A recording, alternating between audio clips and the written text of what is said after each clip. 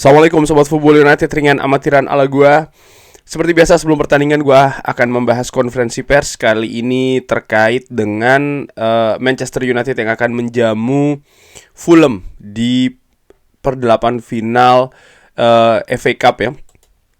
Laga yang menurut gua ini sangat krusial. Dua hal, nomor satu adalah ini merupakan salah satu pintu bagi Manchester United untuk bisa ke Eropa musim depan.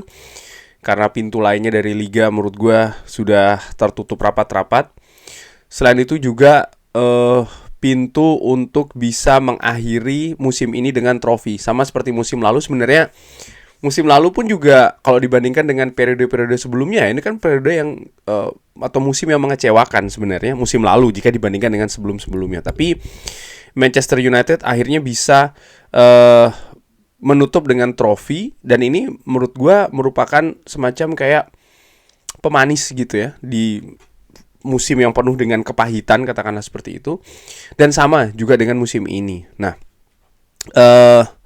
ada banyak hal yang dibahas oleh Ruben Amorim. Langsung aja gue ambil sumbernya dari Manchester Evening News.com, di mana di sana ada beberapa quote ya, bukan quote sih ya, kayak hal-hal penting lah yang disebutkan oleh Ruben Amorim di konferensi pers tersebut secara penuh. Di manunited.com itu ada videonya ya. Oke. Terkait dengan update tim siapa saja yang akan kembali akhir pekan ini, tidak ada yang berbeda yang akan balik.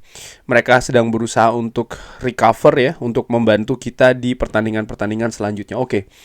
Jadi tidak ada yang kembali, dan dari situ menurut gua ini juga akan termasuk dengan kiper Altay Bayindir ya. Dan dari situ di preview soalnya gue berpikir Altay Bayindir kalau memang sudah fit akan kembali. Gue harapkan akan dimainkan. Tapi nampaknya dari apa yang dikatakan oleh Ruben Amorim ini, dia masih akan absen.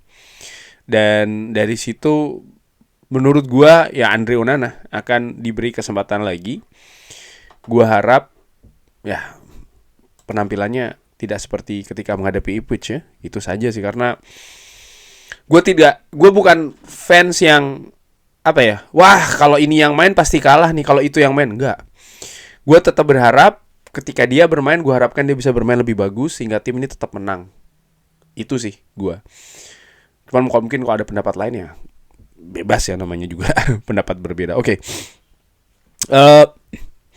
Ruben Amorim juga memberikan keterangan terkait dengan Garnacho nih ya. Kan dia setelah pertandingan menghadapi Ipswich, dia mengatakan dia akan berbicara dengan Garnacho dan akan memberikan update di konferensi pers selanjutnya, yaitu adalah saat ini.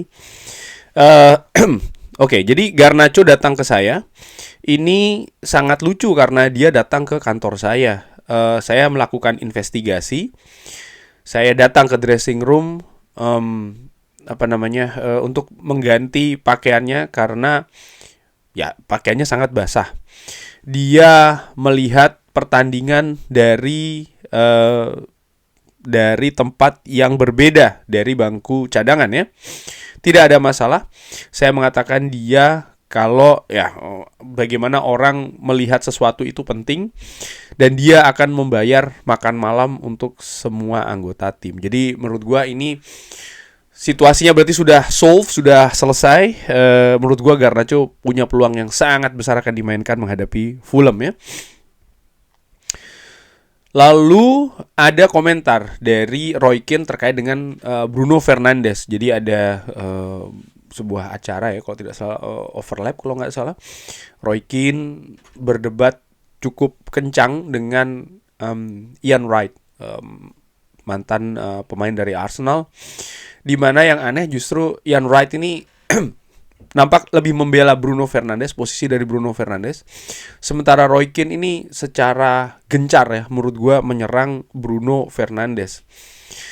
Saya mendengar tentang hal tersebut dan saya memiliki opini yang berbeda. Itu yang dikatakan oleh Ruben Amorim. Bruno Fernandes sangat penting untuk kita.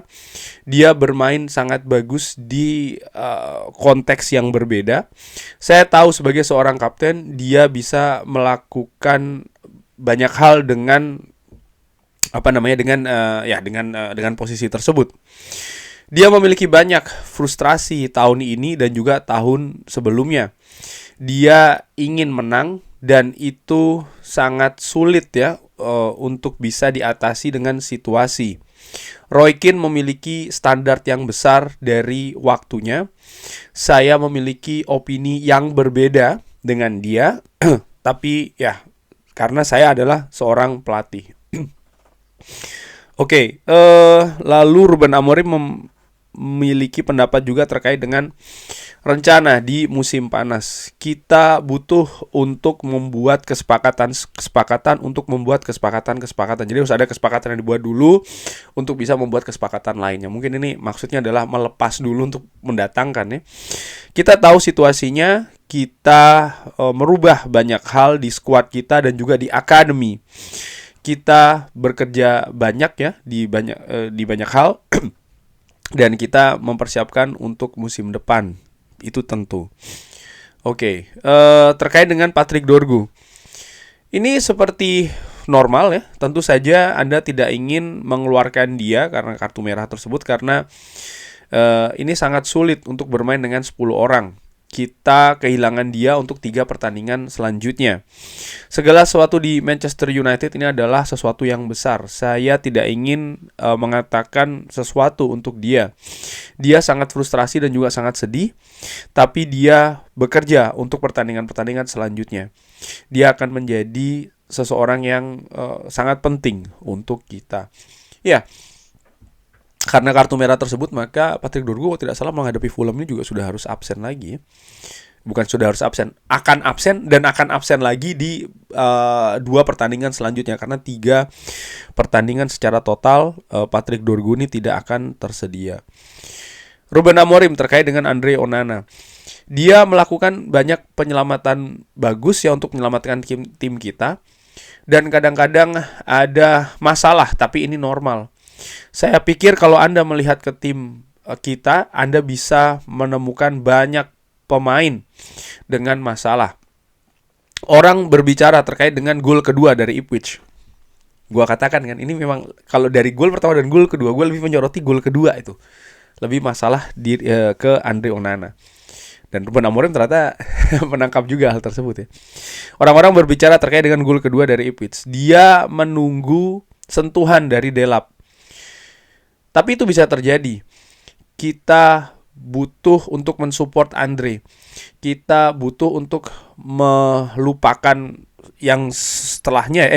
Kita butuh untuk melupakan sebelumnya dan mempersiapkan untuk setelahnya. Kurang lebih seperti itu. Ya, menurut gue nggak tahu ya apakah ini memang Ruben Amorim di konferensi pers cenderung berbicara terbuka apa adanya.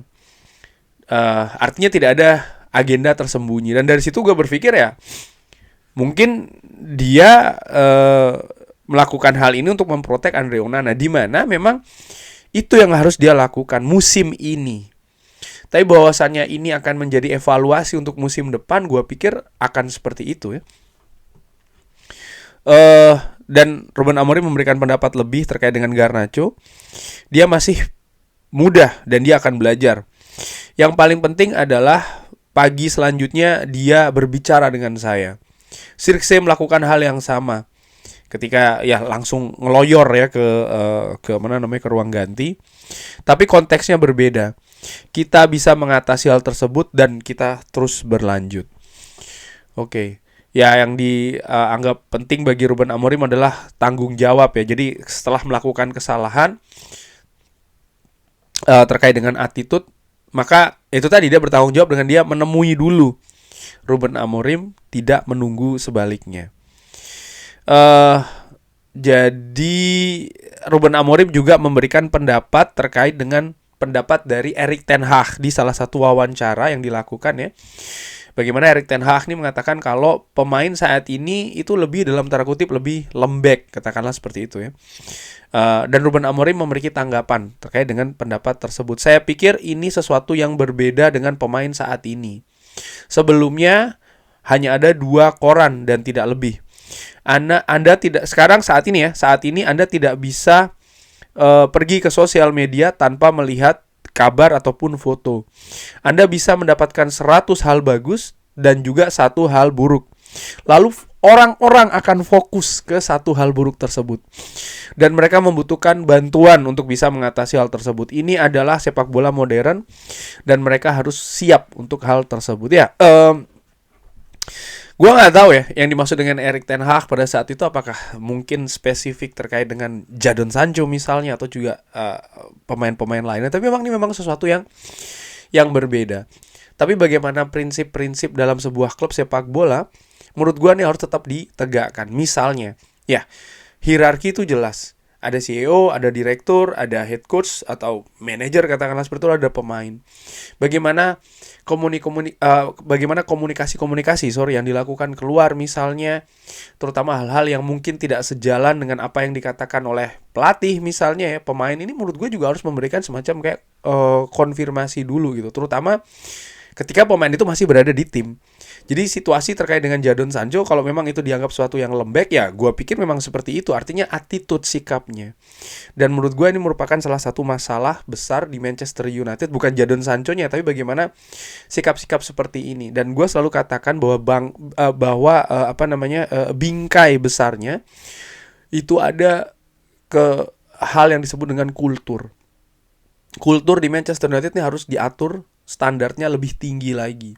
Karena tim-tim besar saat ini yang berada di posisi lebih tinggi, mereka memiliki standar kultur yang jauh lebih tinggi dibanding yang Manchester United miliki saat ini. Dan ini bisa terlihat ya memang manajemen Manchester United pun juga belum sepenuhnya solid sih. Kurang lebih seperti itu konferensi pers dari Ruben Amorim kali ini ya, terkait dengan pertandingan menghadapi Fulham. Jadi dari sini menurut gua Altay Bayindir akan absen, Dorgu juga akan absen. Dan ada kemungkinan besar komposisi masih akan sama ya dengan pertandingan-pertandingan sebelumnya. Mungkin akan ada perubahan yang minor, itu saja sih. Bagaimana menurut Sobat Football United? Seperti biasa silahkan drop di kolom komen. Terima kasih sudah menyaksikan. Jangan lupa like, sholat, dan juga subscribe. Wassalamualaikum warahmatullahi wabarakatuh. Thank you.